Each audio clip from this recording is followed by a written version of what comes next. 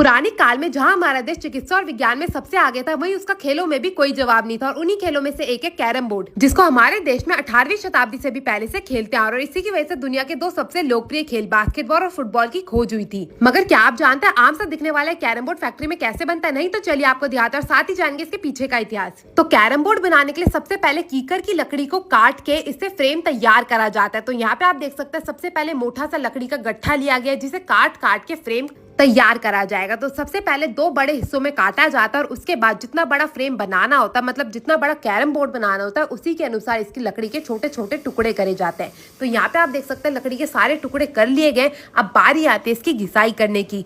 घिसाई से क्या होगा ना, इसको एक आकार मिलेगा और इसके जितने भी किनारे हैं उनमें से जितनी भी लकड़ी निकल रही है, जितना भी बुरादा निकल रहा है, वो निकलना बंद हो जाएगा। तो सबसे पहले इसकी इस मशीन से घिसाई करी जाती है। चारों तरफ से अच्छे से लकड़ी को घिसने के बाद बारी आती है इसकी दूसरी मशीन में डाल के घिसाई करने की। इस मशीन से ना बिल्कुल स्मूथ हो जाती है, मतलब कि बिल्कुल मक्खन जैसी हो जाती है। आप जब भी इस लकड़ी को छुएंगे तो आपको इसमें से कोई भी फ्रांस चुभने का डर नहीं रहता। तो यहाँ पे आप देख सकते हैं लकड़ी को अच्छे से स्मूथ कर लिया गया है। अब बारी आती है इसकी कटाई की, जिसके लिए एक एक लकड़ी के इस डंडे को उठाया जाएगा और इसके किनारों को तिरछा काटा जाएगा। तिरछा काटने से ही फ्रेम का आकार दिया जाता है कैरम बोर्ड में, जो कि आपने अक्सर देखा ही होगा।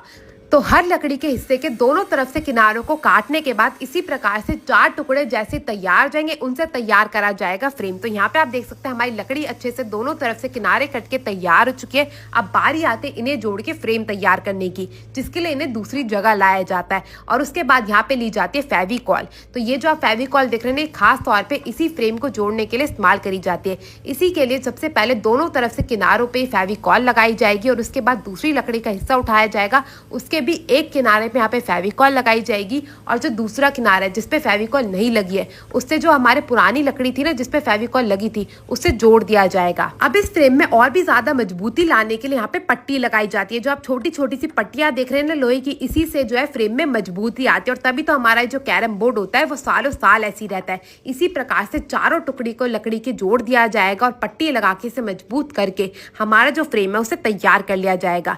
फ्रेम तैयार करने के बाद इसको दोनों तरफ से पट्टियों से जोड़ा जाता है ताकि ये सालों साल तक खराब ना रहे। और जैसे हमारा फ्रेम बनके तैयार जाएगा, इसे लाया जाएगा फैक्ट्री में अंदर की ओर, जहाँ सबसे पहले इसके किनारों को और भी ज्यादा मजबूत करने के लिए, ताकि जो हमारी मोटी सी पिलाई इसके ऊपर लगाई जाएगी उसका वजन उठा सके, इसके किनारों में छोटी छोटी कीले ठोकी जाती है। कीले लगाने के बाद बारी आती है चाक मिट्टी लगाने की। तो जहां जहां हमने पट्टियां लगाई थी उन्हीं पे जो है चाक मिट्टी लगाई जाती है, ताकि जो भी पट्टी का लोहे का टुकड़ा है ना वो आपके हाथ में ना लगे जब भी आप कैरम बोर्ड खेले। इसी प्रकार से दोनों तरफ से चाक मिट्टी लगा के उसे सूखने के लिए छोड़ दिया जाता है एक दिन के लिए। और उसके बाद बारी आती है फ्रेम पे रेत मार